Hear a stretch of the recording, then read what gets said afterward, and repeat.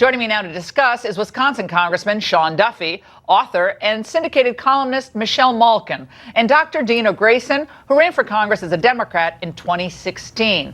All right, Congressman Duffy, which of your Democratic colleagues are you most concerned about if they end up getting the House? I got to tell you, Laura, that was a frightening rundown of a nightmare for conservatives. So for me, the one that I'm the most afraid of is Maxine Waters on financial services. That's my committee. And listen, it's not a C committee. This is an A committee in the House. We have banking, housing, insurance, the Federal Reserve. So we affect your bank rates, your insurance rates.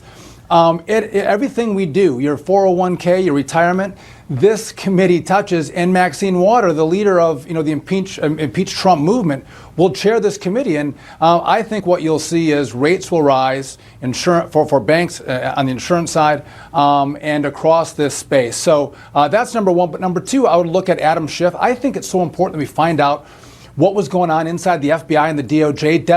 Devin Nunes has been a dog on a bone trying to figure out who the bad actors were.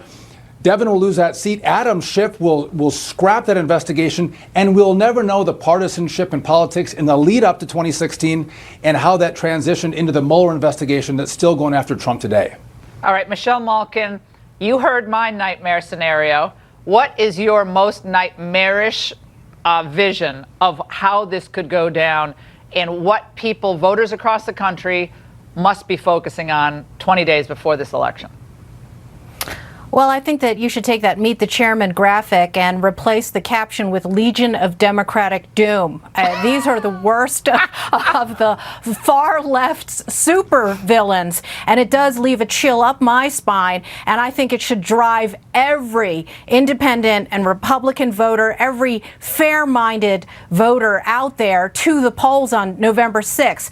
And as Congressman Duffy pointed out, the idea of Maxine Waters, one of the worst and most unethical corruptocrats, a Beltway barnacle who has squeezed so much out of her position of power for her own professional and personal benefit. The idea of her in charge of financial services when she is someone who even came under criticism by liberal Barney Frank for her cronyism of color with the One United Bank and stimulus funny business. You talk about a culture of corruption, which of course is the name of a book I wrote in 2009, and I think it really behooves Republicans to turn that phrase and do political jujitsu so people know exactly how the swamp is going to affect them if we let this blue wave rise. The thing is, it is not an inevitability that this blue wave is going to hit, and what people need to know, Laura, is that if they do not drain the swamp and use their voices and votes, we are all going to drown in it. All right, Dina, I'm sure you have a lot to say about what we just heard from our other guests, but Adam Schiff in the Washington Post a few days ago said the following: "There are serious and credible allegations the Russians may possess financial leverage over the president, including perhaps the laundering of Russian money through his businesses. It would be negligent to our national security not to find out." Do you really think, Dina, that's what Americans are clamoring for in 2018, 2019? Well, Laura, look, you said it earlier, about the radicals and miscreants in government right now. And what Americans want is an honest government. They want to know that the leader of our country is not beholden to a hostile foreign nation such as Russia. And there's overwhelming evidence that Trump has been laundering money for the Russians for decades. Really? For decades. Overwhelming and Felix Sater. Overwhelming evidence? Tick off 3 examples of the overwhelming evidence. Well, let's just start with Felix Sater. Felix Sater has been laundering Russian money for the Russian mob for decades, was Trump's business partner, had an office in Trump Tower. You've got Trump's personal lawyer. So is that the standard that you set? I just want to understand this because I'm a lawyer and I did a lot of white-collar criminal. So someone who has an office in your building, you are then responsible for every transaction and everything he's done? Because I got to say, Dina, you're a smart person. I know you ran for Congress. You probably wish you were running this time around, not 2016. But that's the kind of just smear job that I think people are just fed up with. They tried to do it to Kavanaugh with a smear job with literally no corroborating evidence.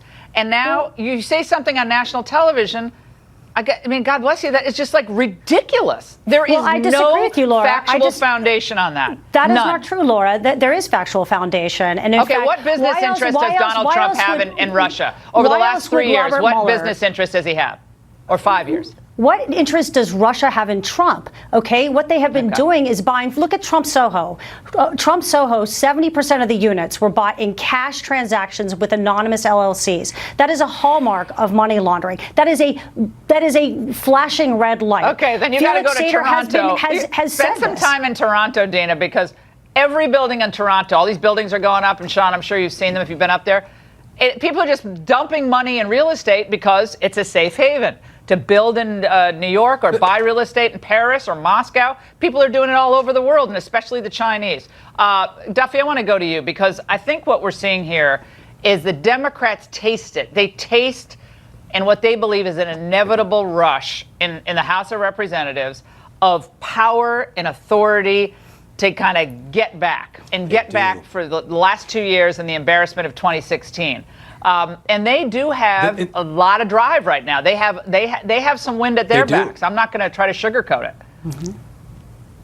And the mistake they're making is they're actually showing their colors. These leaders that you put on the board, these aren't moderates. These are not blue dog Democrats. These are the radicals. We're going to have the leaders of the Kavanaugh mob outside the Capitol. We're going to give them gavels in the House of Representatives. And in places like mine in Wisconsin, what's going to happen is the swing voters in rural Wisconsin that can go Republican or Democrat, they look at who these people are and what their agenda is and how anti-Trump it is and how pro-Trump or how pro-America Donald Trump has been. They're going to say, I don't want that. I'm going to still go Republican. And you're going to see Democrats be shocked because their agenda doesn't resonate with the American people in places like Wisconsin. All right, Michelle, final word.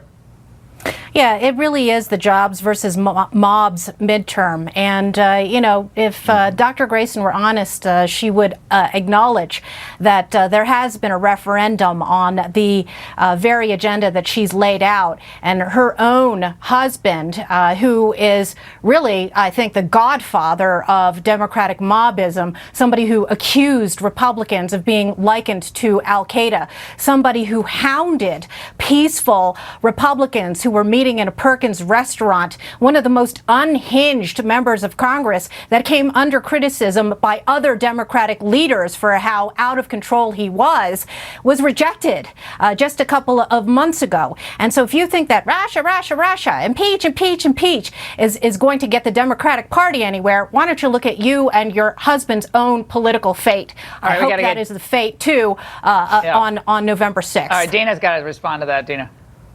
Well, look, the reality is the biggest issue that Americans do care about, you're right, is not Russia. It's health care. And let's face it, the Republicans stink about health care. And everyone's touched by health care. The Republicans want to cut the pre-existing condition. They want to take away health care from Americans. And that's not what Americans want. That's the goal. So I look forward to Democrats being in charge of the House. That's how Donald Trump won, Dina. I mean, Donald Trump won by saying, I want to take away everybody's health care. If our health care system hadn't been screwed up by Obamacare, we wouldn't have to be dealing with this carnage right now. That's the sad thing. I mean, we have to pick up the pieces of a failed rollout of Obamacare. But the idea that the country is thinking Donald Trump wants to take away health, it's just ridiculous. I mean, but Laura, more Democrats have got to come to the table with more. You've got to come to the table with solutions. How are you guys going to grow the economy by 4.2%? You're not. I appreciate it. Panel, thank you so much. I want to return